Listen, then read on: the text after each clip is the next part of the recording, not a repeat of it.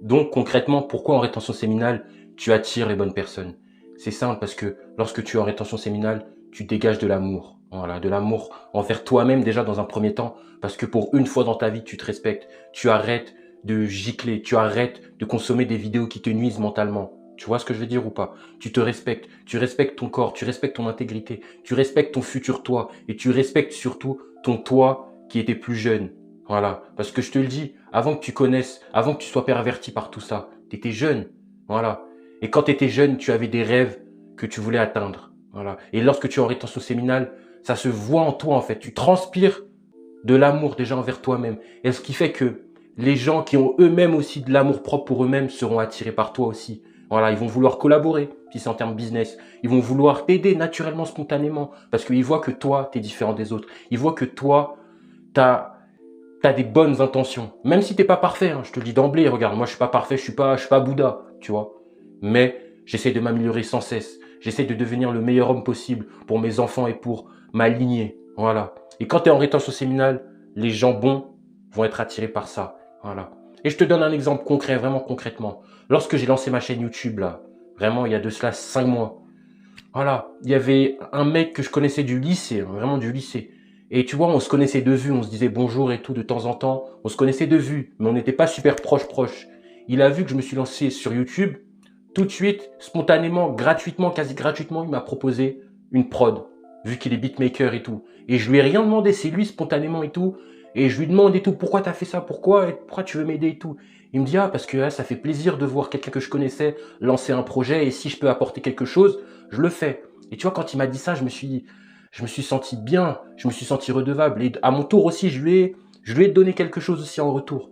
Et c'est ça, lorsque tu es en rétention séminale, les gens vont vouloir des bonnes personnes, des gens qui ont vraiment, qui ont pas de choses noires dans leur cœur, ils vont vouloir collaborer avec toi, tu vois. Ils seront attirés parce qu'ils voient que tu es différent, ils voient que tu es sérieux. Là où les autres, que ce soit dans le business, dans les relations, dans le monde du travail, ils utilisent la sournoiserie, ils trichent, ils font des magouilles. Toi, tu es propre, tu es clean, tu vois. Et pourtant, tu imposes le respect. Et lui, quand il voit ça, il dit, OK, j'ai envie de m'associer à lui parce que lui, non seulement il impose le respect, mais surtout, il est clean, il est fiable. Je peux compter sur lui.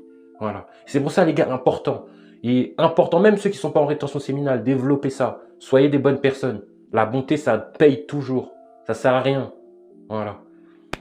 Et puis surtout aussi même, là, il y a aussi un autre exemple qui m'est arrivé. Ça, c'est ce qui m'a motivé à faire cette vidéo. C'était il y a de cela 2 mois et demi.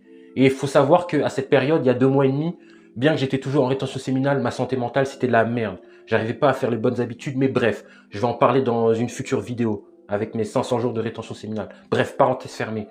Donc, vous voyez, j'étais à la gare en train de me snapper, je me prenais en photo, tout ça et tout, tranquillement, tu vois. Et derrière, à 20 mètres de moi, il y a un mec qui m'appelle. Il me dit, hey, toi là, hey, toi là. Et ce mec-là, je le connais pas. Tu vois, je me retourne, je m'attends et tout. Et le mec, il vient me parler, il est super agréable et tout, tout ça. Et il vient se confier à moi, il me parle et tout, parce que lui, il se sent seul aussi également et tout. Il m'a parlé spontanément et tout, et moi, j'étais à l'écoute. Et on a pu échanger, tu vois. Et surtout que dans sa vie, il s'est passé des choses vraiment compliquées. Voilà, il essaye de s'améliorer, devenir un meilleur homme, devenir un meilleur père pour sa fille, oui. Et on a parlé de tout ça et tout, et franchement, avec lui, j'ai grandi. J'ai grandi, ça m'a fait plaisir parce que j'ai vu qu'en fait, ce mec-là, il me connaissait pas, mais en plus, lui-même, il me l'a dit. Il m'a dit, hey, toi, quand je te vois, t'as l'air quelqu'un de réfléchi et tout. Pourtant, j'ai rien dit. J'étais en train de me snapper, tu vois. Et pourtant, il a senti ça parce que j'étais à l'écoute, je lui ai parlé. Et là, je l'avais revu aussi. Pareil, on a reparlé et tout. Et si tu passes par là, gros big up à toi. J'espère que tu vas t'en sortir. Voilà, on se bat toujours ici. Voilà. Et ça, c'est vraiment, c'est en rétention séminale, tu vas faire ce genre de rencontres comme ça. Des personnes que tu connaissais pas du tout à la base, spontanément, vu que eux, ils sont dans la même mission que toi, ils essayent de s'améliorer, ils vont venir à toi facilement, tu vois. Et c'est à toi aussi de rester humble dans ce genre de situation. C'est là où l'univers, Dieu, peu importe comment tu appelles ça, te teste pour voir si tu es vraiment prêt pour accomplir ça ou pas. Parce que quand il est venu me parler, j'ai pas pris la grosse tête. J'ai parlé avec lui comme si c'était mon frère. Et c'est mon frère, tu vois. Même si on n'a pas la même mère physique, vous êtes tous mes frères. On est tous frères et sœurs dans ce monde, tu vois.